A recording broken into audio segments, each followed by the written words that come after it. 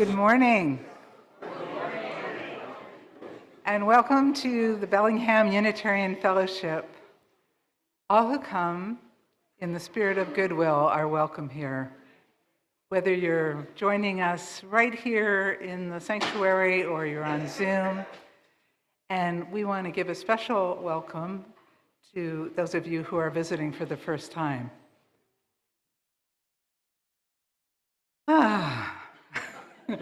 There's a lot of energy in this room today. I'm Carrie Kenline, and Tom Nicholas and I are presenting the service this morning. He and I are both on the celebrant team here at BUF, and that means that we, along with our other team members, support our minister, Reverend Paul Beckel, in creating meaningful services. One of the things we sometimes hear from members of the congregation is, I'd kind of like the services to be more spiritual. And we were curious about what that might mean. And of course, we assumed, being UUs, that it would mean a lot of different things to a lot of different people. And we're also aware that for some members of this congregation, the word spiritual, maybe like the word God or the word religion, could be a little scary or uncomfortable or triggering. So it seemed worth exploring the word spiritual in the context of our culture, practices, and intentions here at BUF.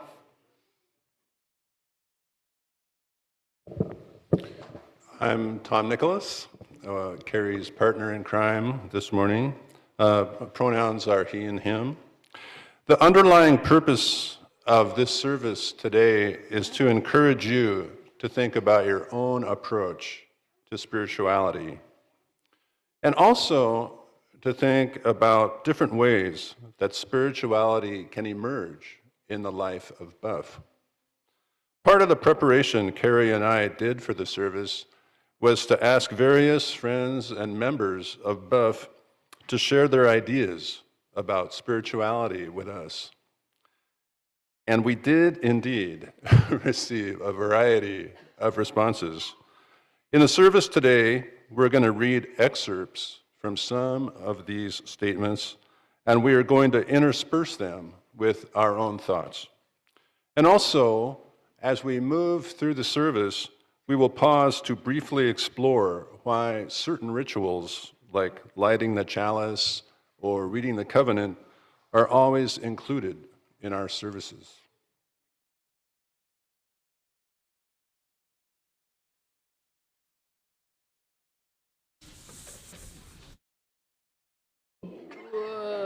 Okay, how's that? Good morning, everyone. My name is Lynn Skavdahl, and I have a couple of announcements. The first one is in the your order of service, just another plead for you to be part of the annual meeting next Sunday at noon. It's when we elect our new board members, and it's when we approve the budget.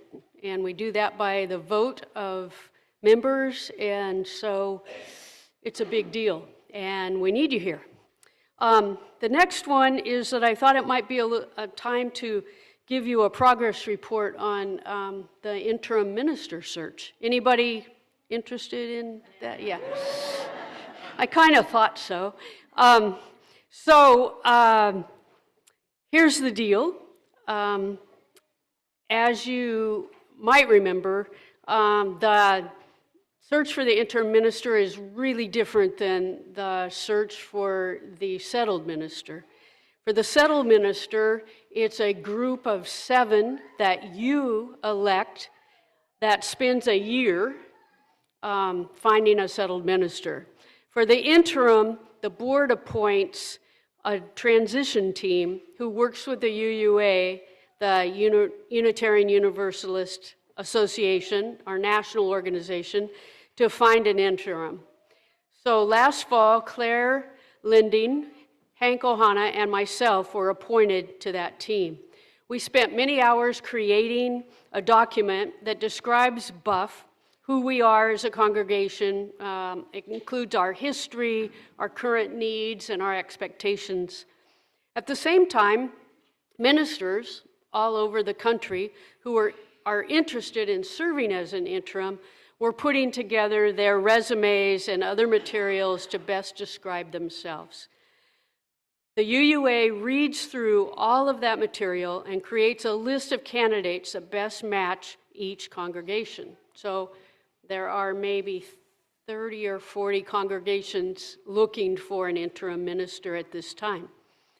And last week, they sent us a list of 5 potential candidates that they think would be a good fit. So since then, Claire and Hank and I have been reading those kind of nonstop. And this next week, we'll continue to read, and we're also conducting interviews and checking references. By May 19th, we need to submit our top 3 in order candidates that we think are any one of those 3 would work as a match for us. And then on May 22nd, the UUA will send us back one name. And we will take that name and that person's resume to the board and ask for board approval. If the board approves, we're done. If the board doesn't approve, we kind of go back to the drawing board. So we're hoping everything will go smoothly. Things are moving fast, and the transition team wants you to know that we're doing the very best to keep BUF's interests right in the forefront. Ultimately, the UUA makes the final decision. I trust them, Hank and Claire trust them, and I know too that we won't all be happy with the decision. I urge you to open your hearts and be patient, and remember, each of us will have an opportunity to grow and to strengthen our community. Thanks.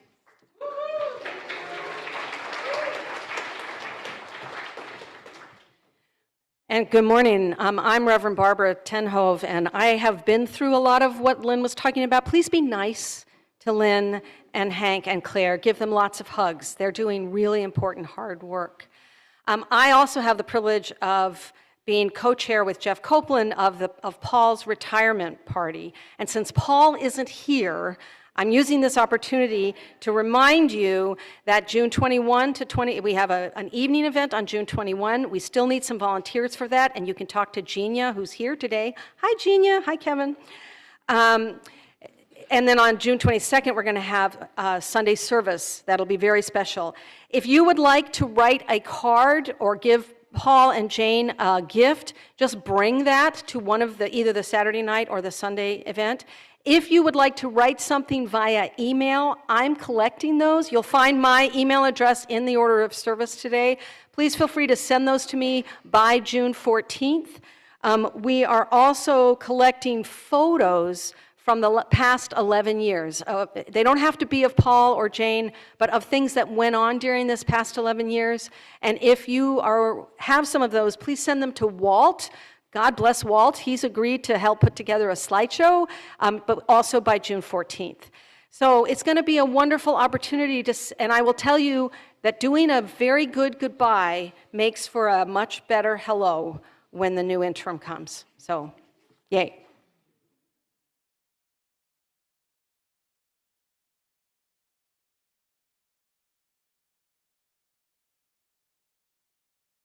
Good morning. This is the prelude. Our UU hymn book has a section of hymns called Wisdom from the World's Religions. I had the good fortune of studying with esteemed teachers from the Tibetan Buddhist and Siddha Yoga traditions. Attending the annual Fairy and Human Relations Congress, I was taught how to communicate with the spirit of trees. But I am not a practicing Buddhist or pagan or yogini. I am a practicing Unitarian Universalist. Each of us has a unique path. My spiritual orientation as a musician was profoundly influenced by my sound healing teacher, Tom Kenyon, a musician who was trained as a scientist and became a shaman. He showed me that intention plus frequency opens the way to healing. I'd like to share a traditional chant that he taught me. I have some genuine Tibetan sacred instruments. The chant is Om Namaha Guru Shakti Ma. I bow to the divine teacher of Shakti, the mother goddess. Om Nama Devam. I bow to the divine wisdom within.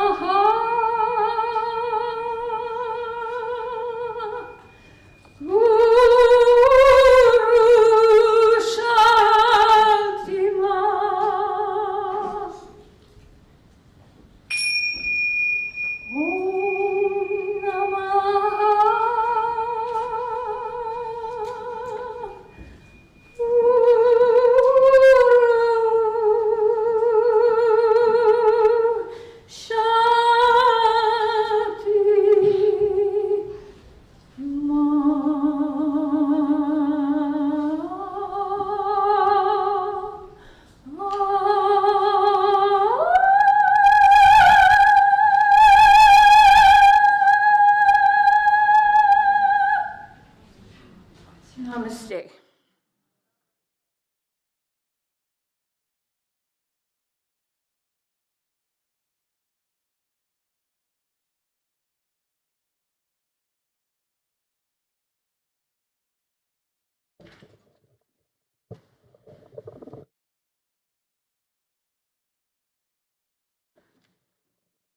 Let's just take a breath together.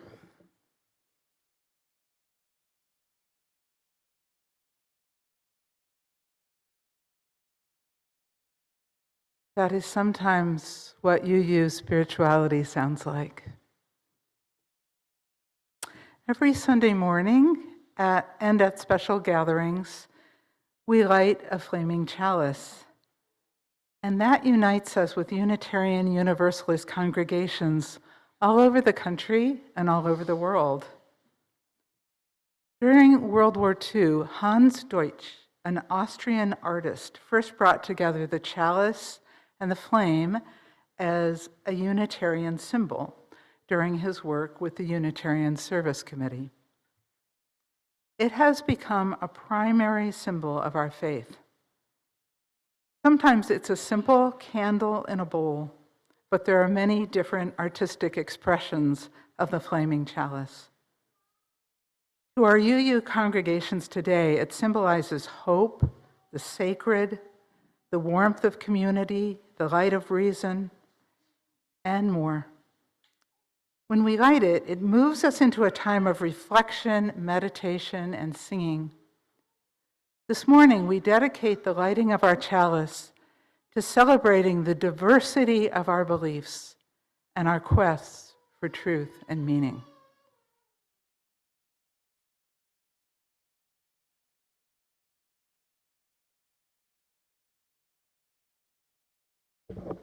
At this point in the service, we always read our covenant, which is in the OOS.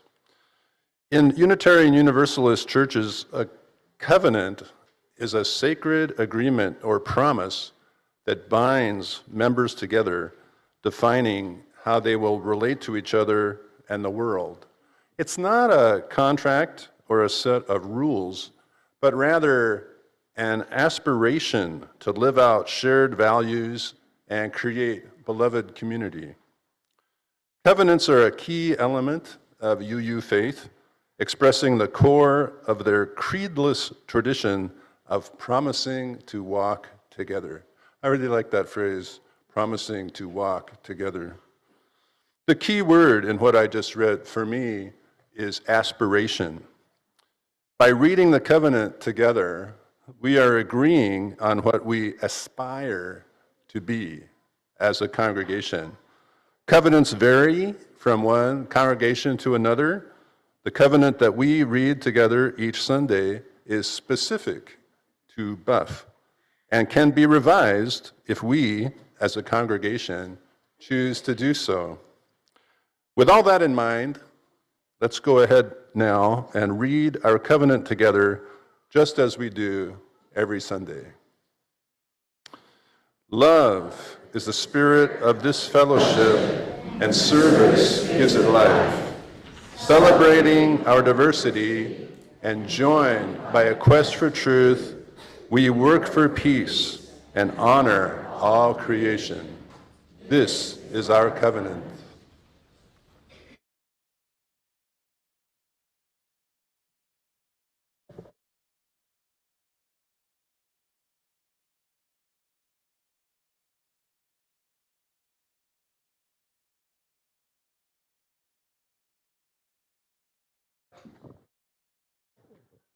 It's your turn. Happy Mother's Day. How are you today?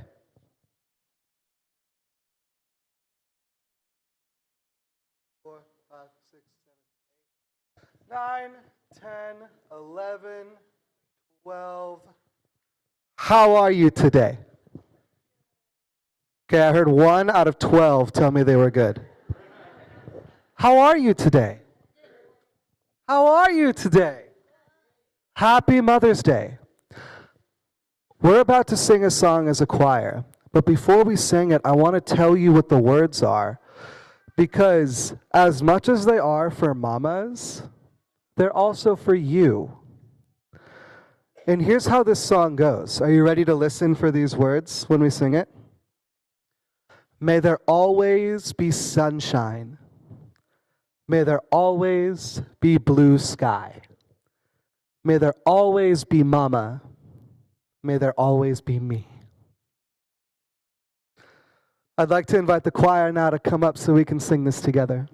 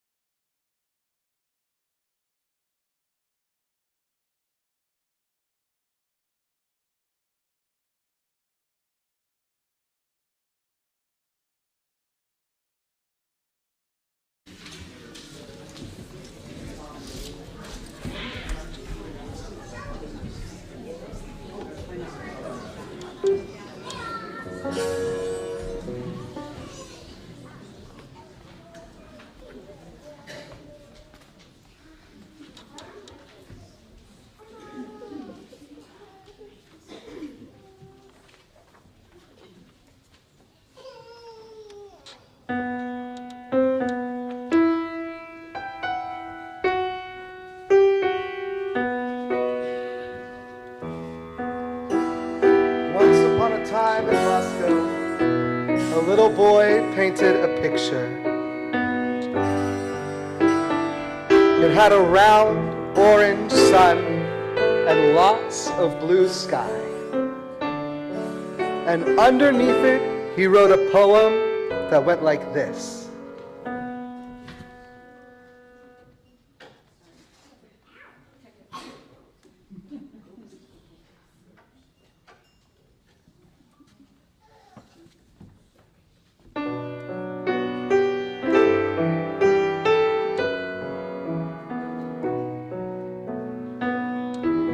Pust всегда будет солнце. May there always be sunshine. Pust всегда будет небо. May there always be blue sky. Pust всегда будет мама. May there always be mama. Pust всегда будет я. May there always be me. May there always be sunshine. May there always be blue skies. May there always be love. May there always be peace. Always be sunshine.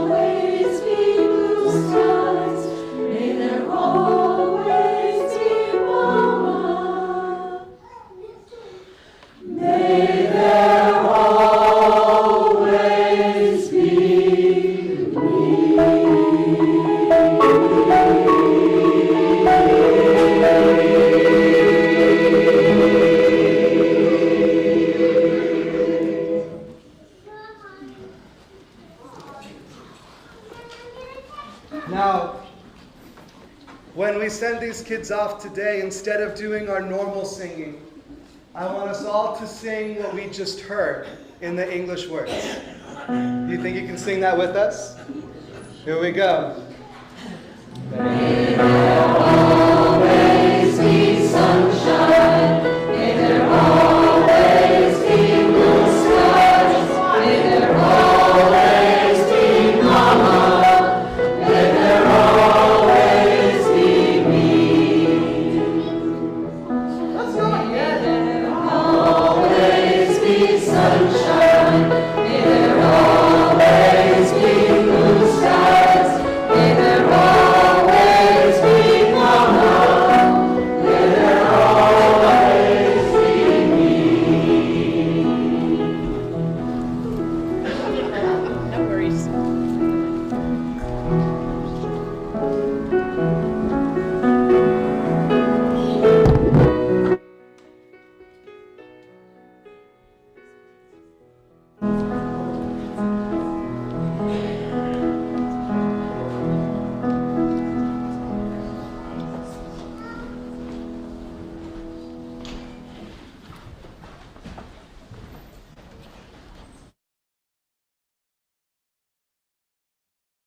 Good morning.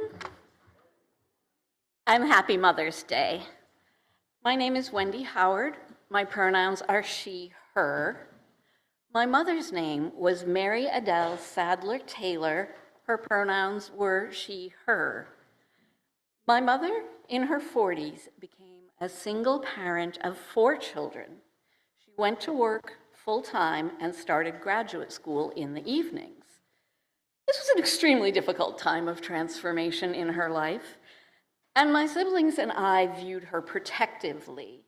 I grew up thinking of her as fragile, but as an adult, I realized my mother had earned an education degree while working full-time and parenting 4 children. She was not fragile, she was a goddess. I looked for the sources of my mother's strength. What I saw was that my mother had always had strong friendships with women, sorority sisters, women from our church, and women from her work were friends literally until their deaths. My mother was also supported by women's spirituality. She didn't use the term feminine divine. As a second-wave feminist, it was problematic to reclaim the word feminine. And as a UU, it was problematic to reclaim the word divine. So she preferred women's spirituality.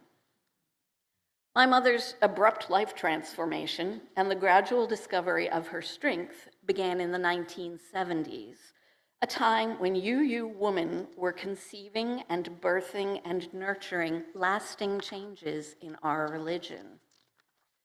At a grassroots level, women were encouraging our institutions to examine the religious roots of sexism and patriarchy within the UUA and beyond.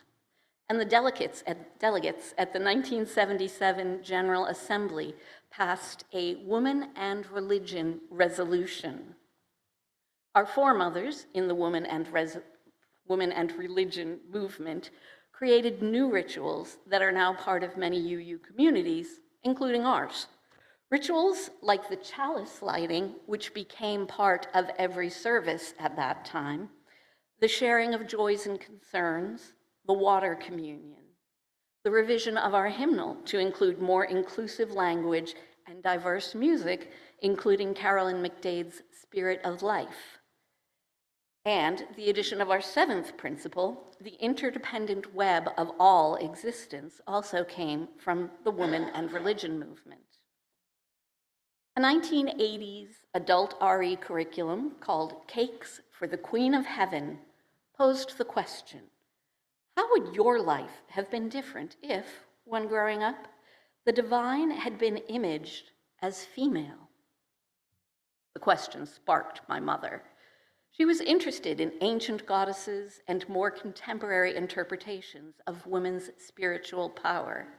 She went to UU women's spirituality retreats. She filled her home with images of powerful women and nice fat European Venus figurines, and dozens of books about goddesses and women's religion. Of the triple goddess, the maiden, mother, and crone, my mother most identified with the crone, a wise woman, a problem solver, unconcerned with anyone's judgment of her or of her choices. My mother's values as an educator could be seen in the myth of the Welsh Ceridwen, who transformed an unfortunate child to become exceptionally wise and creatively inspired. My mother followed the path of the Greek Hecate, a goddess of boundaries and in-between spaces, protective and avenging. My mother honored Gaia, the earth herself, and when she died, joined Gaia more fully. My mother gathered with women to connect with their goddess strength, with the metaphors that allowed them to envision and express their own power through ritual, reading, song, and creativity. Like many other women, my mother was croned in her 60s by her spiritual community. Her shiny, starry crown hung in her bedroom for the rest of her life, though on rare occasions, such as her 80th birthday, our family would have her wear it. We knew that she was our matriarch, our family goddess. She was the divine imaged as female.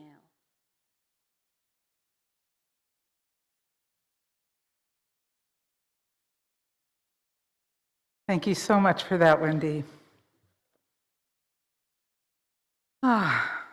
So what is spirituality? As we invited people to ponder that question, Tom and I also asked it of ourselves. Sometimes I experience spirituality as a deep quieting and opening where I feel there is something vast and mysterious both inside me and all around me. Sometimes it feels more like a lightening up and a playfulness coming in. It is a space of inquiry and wonder and peace, something coming into alignment. I find it most often through art and writing and little gestures and practices. Each morning, my wife Dominique and I bless our day in our own particular quirky way that has evolved over many years, along with our spiritual beliefs. I have a little practice of expressing gratitude to my muse before I engage in creative endeavors. And when I have a grief or a deep yearning or something I want to give sacred attention, I sometimes create an altar. So yesterday, I snuck into the church and I created this altar to bless our exploration of the spiritual today. Creating it was kind of a playful, conversational meditation, and some of my art wanted to be part of it. My art this particular art includes melted beeswax and tree resin, so I always feel like the bees and the trees are putting their little blessing on it. I write a poem a day, do lots of journaling, and every so often create art. It is a practice for me in encountering the blank page and listening past my yammering voices to open the way for my soul to speak to me. I grew up in the Presbyterian church. In fact, my mother became a Presbyterian minister late in life. But I don't really miss the religious language and Bible passages that were a regular part of those services. Here at BUF, I find that my doorway to the spiritual comes from spontaneous moments when we all seem to be in sync with each other, opened up and transported in some way. Heartfelt words, singing together, laughing together, crying together. I never know quite how or when it will happen, but I find that the more honest, beautiful, coherent, and spacious the service is, the more likely it is that I'll have an experience that opens that kind of portal for me. As a member of the celebrant team, I've noticed that the creative collaboration involved in preparing services can sometimes feel spiritual to me. I've experienced that feeling in preparing this service with Tom, sharing thoughts, ideas, giving and receiving feedback, making changes, and having something emerge and take shape that's different from what I would have created on my own. And I appreciate all the ways I get to engage in that kind of collaborating here at BUF. What does spirituality mean to you? I mean, you. We are going to read some responses to that question by members of BUF. We were very moved by the depth and thoughtfulness of all the reflections we received, any of which could be considered a statement of beliefs. People really took the assignment to heart, and we apologize for two things. One, that we are just extracting small pieces to give a sense of the different responses. And two, that we aren't including the spiritual beliefs of everyone here in this room and on Zoom. And now, some voices from BUF.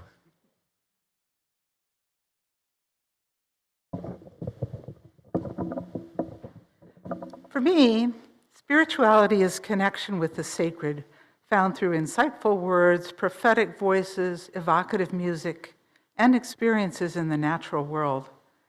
I find the sacred to be an expression of fierce, encompassing love from which actions flow that can promote myriad ways of healing.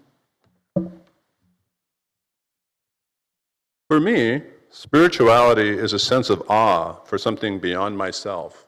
Something, music, biblical lesson, reflection from great teachers and writers over the centuries, from Jesus to Muhammad to Martin Luther King, that goes from my head to my heart and back again, that inspires me to look at my life and my interactions in the world in a different way.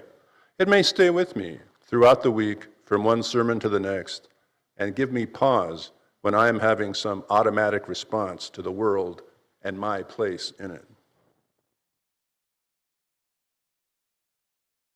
The world is a limitless place with forces greater than us human beings.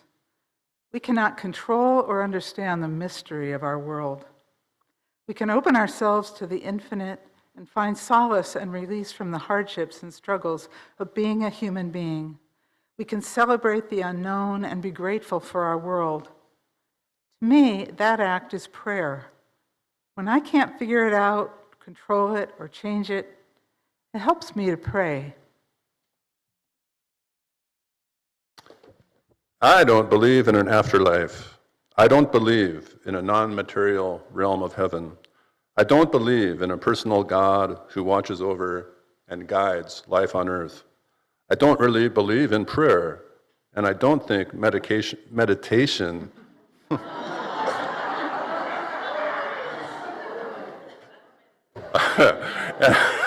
and I don't think meditation is an equivalent. So spiritual is a problematic word for me. I like Fritjof Capra's definition. Spirituality is an encounter with mystery, oneness with the universe, a sense of awe, wonder, and humility.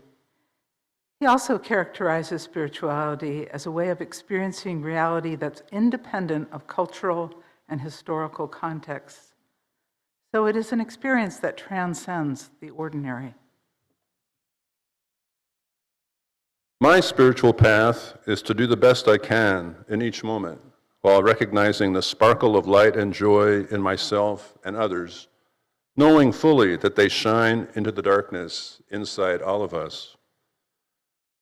My path also includes recognizing our deep connection to all of our ancestors, blood, land, and spiritual, and that I am not separate from or independent of any other being. It is great mystery. It is sinewy and sensual, soft as water and fierce as a roaring river. Sometimes it is silence and stillness. Always it is soulful, It is unquenchable yearning for depth and breadth in my one precious life. It is connection to an energy that is much larger than me, than all of us, that is cosmic. It's not something I need to analyze or intellectually wrestle to the ground. I just need to open a space within myself, give it the room to unfold, and let it be what it is. Less knowing, more wondering.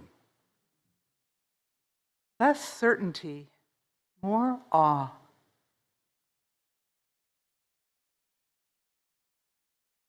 Now, please, this isn't in your order of service, but we're going to invite you to join us in singing hymn 1058 in the hymnal. It's very short, but you might want to stand up because you've been sitting a while. 1058, Be Ours a Religion.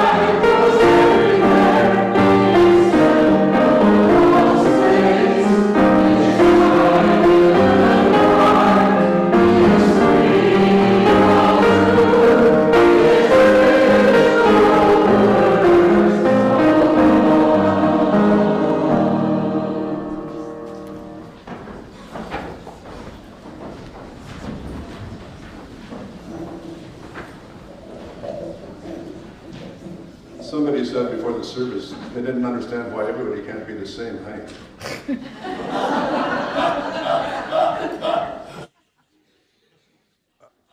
I have always been haunted by the question, what does it mean to be alive? In the context of this service, we might phrase it like this. What does it mean to be alive in a spiritual sense, not just a physiological one? An answer can be found in what might seem like an unexpected source, The Secret Garden, a famous children's book by Frances Hodgson Burnett. In this story, Mary Lennox, a spoiled, self-centered girl without any friends, learns about a garden that is enclosed behind a wall. The door to it is locked, and nobody has the key. One day, a robin helps her find the key in the dirt close to the door.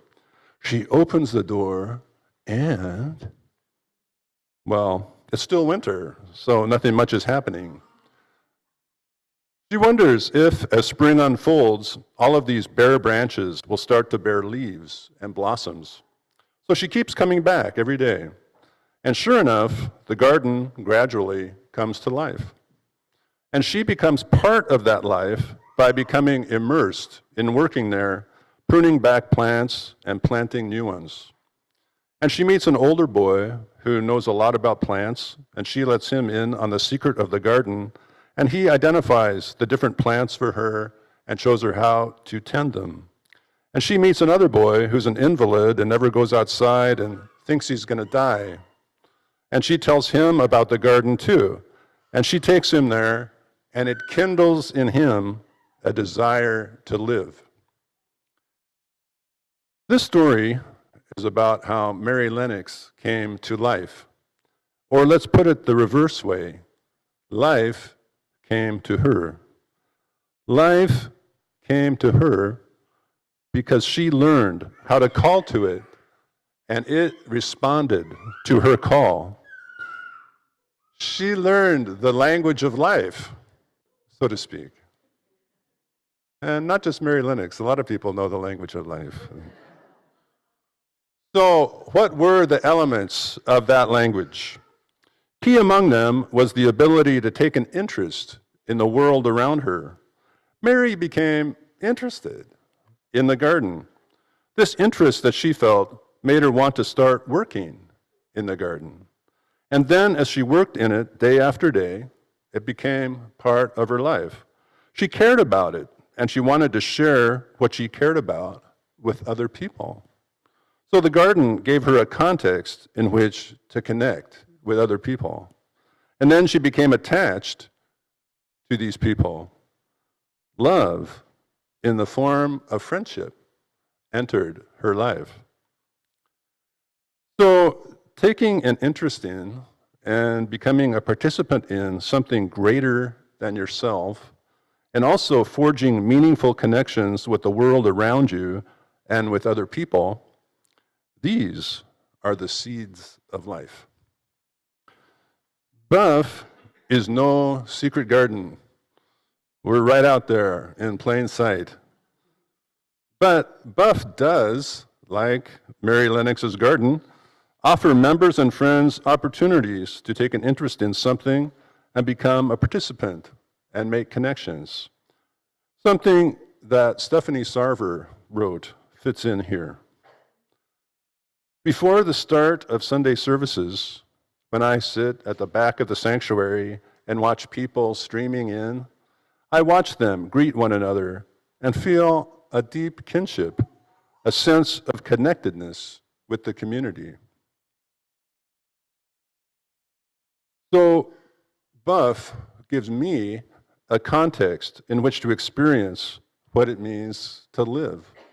And experiencing that, for me, is the essence of spirituality. So now, let's sing Calm Soul of All Things, which is number 88 in the gray hymnal. You can remain seated while we sing this one, unless you want to stand. It's Unitarian Church. You can do whatever you want. Calm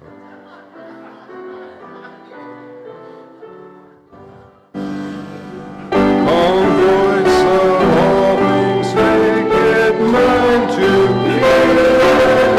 The city's dry.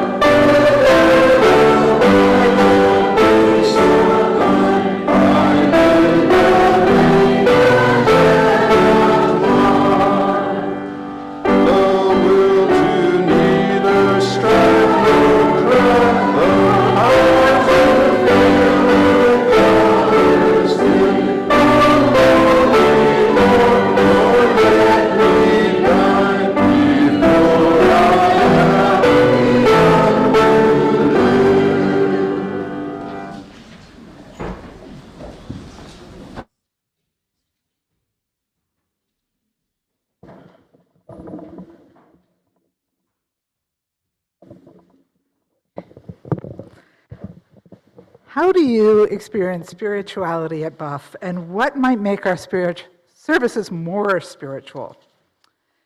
When we asked these questions of our sample group of the congregation, we were reminded of what an ambitious endeavor it is to be UUs. What moves you, what feels spiritual to you, what you yearn for is so varied. Some of you always find the services to be spiritual. Some of you never do and don't expect to. Some find it in the lighting of the chalice, the reading of the covenant, the sharing of milestones, the singing of Circle Round for Freedom.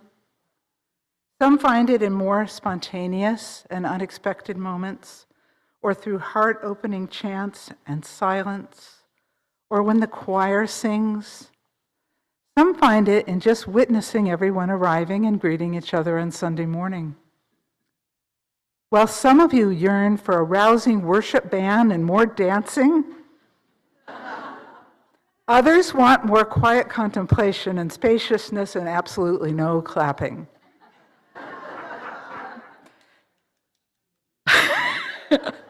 While some of you miss certain traditions from other churches and denominations, others bristle or feel uneasy when things start feeling too religious or churchy. Some reported that it would increase their experience of the spiritual to hear more about the historical context for our UU faith and to hear from the sacred texts that have guided us. Some are yearning to hear more about other religions and to hear more diversity of voices in the pulpit. While some want more explanations, some want fewer words. While some want more variety, some want more consistency. While some want more rousing music, some are longing for something quieter. And I don't know about you, but I vary too. From Sunday to Sunday, from moment to moment, what feels spiritual to me in one moment might just annoy me at another moment. At any given moment, so much is going on inside of each of us. But this is our practice as UUs, to come together, to honor each other's worth and dignity, to support each other in our quest for truth, to hold space for those whose experience of the spiritual might be very different from our own, to learn from each other, and to take an active part in creating what this fellowship is and what it will become.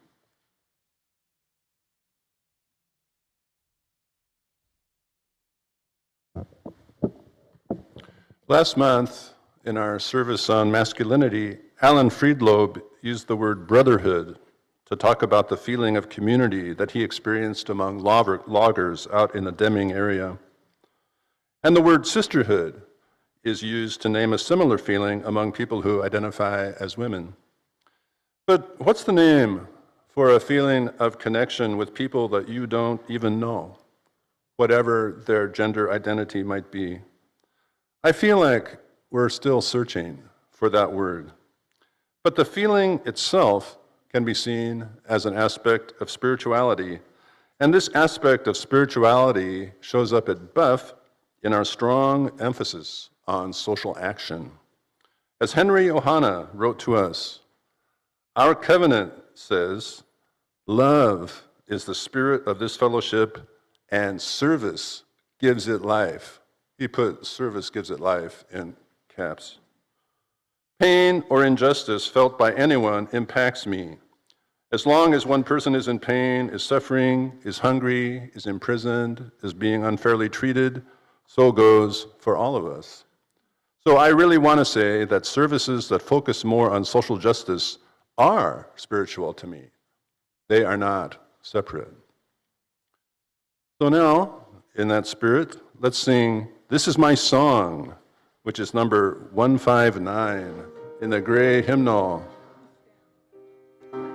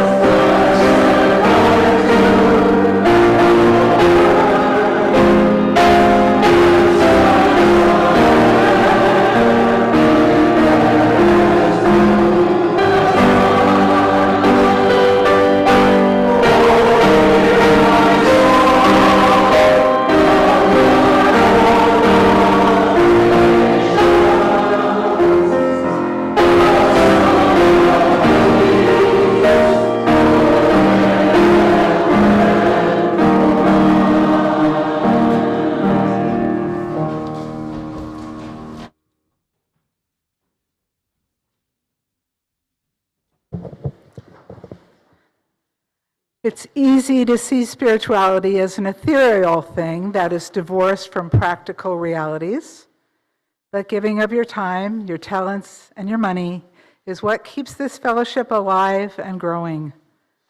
That kind of giving, from the heart, with love and caring, can definitely be a spiritual act that makes our chalice burn brighter. The morning offering will now be gratefully received.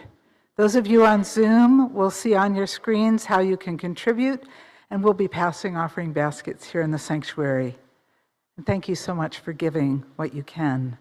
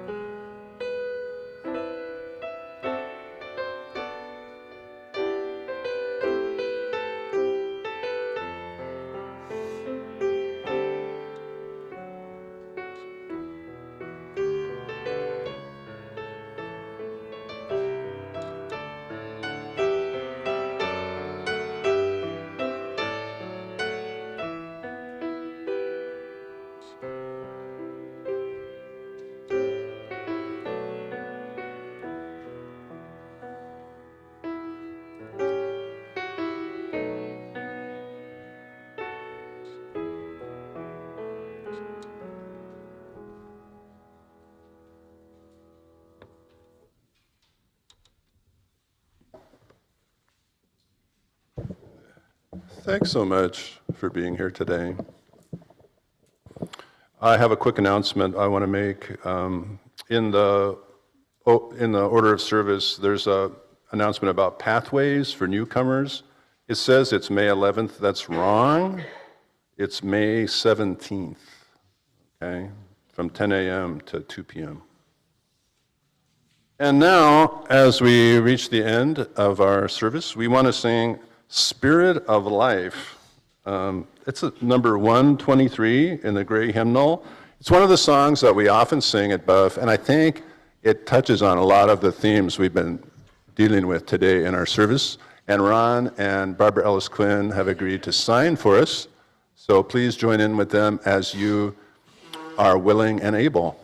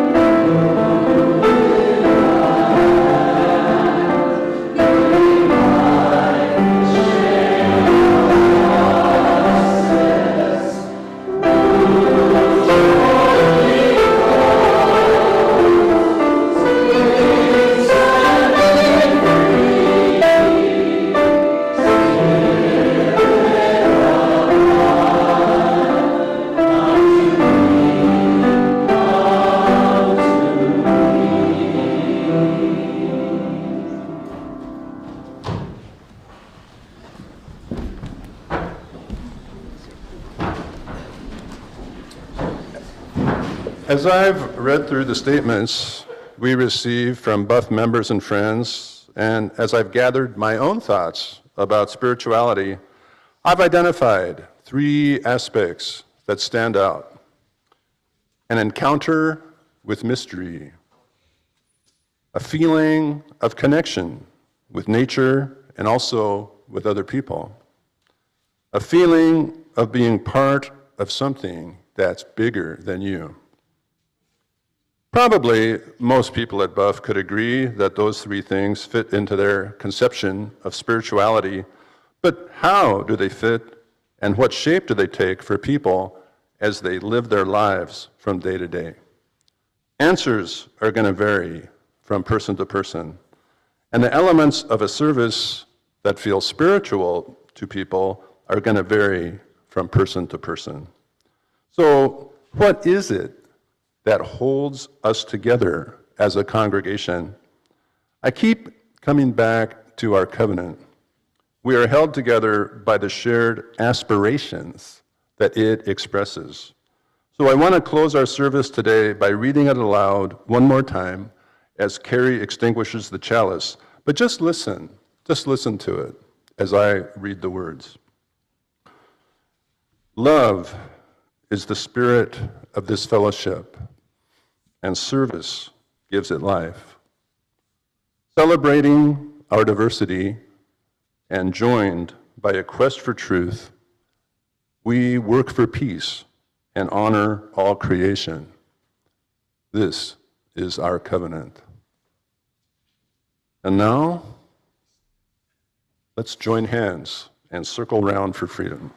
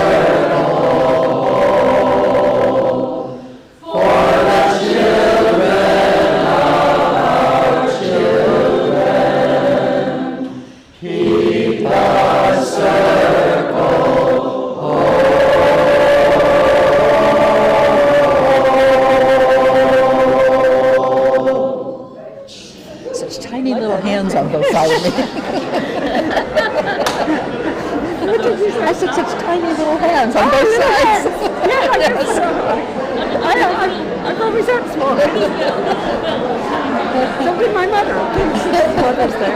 Yeah.